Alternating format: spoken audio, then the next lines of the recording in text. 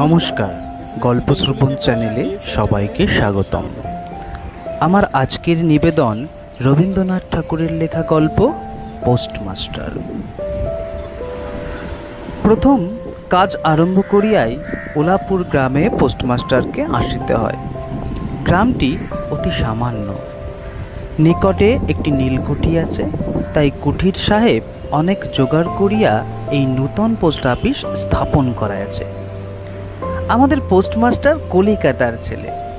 জলের মাছকে ডাঙায় তুলিলে যেরকম হয়, এই গণ্ডগ্রামের মধ্যে আসিয়া পোস্টমাস্টারেরও সেই দশা উপস্থিত হয়েছে।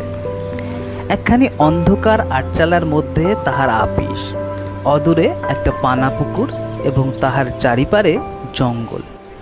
কুঠির গোমস্তা প্রভৃতি যে সকল কর্মচারী আছে, তাহাদের ফুরসাদ প্রায় নাই এবং তাহারা ভদ্র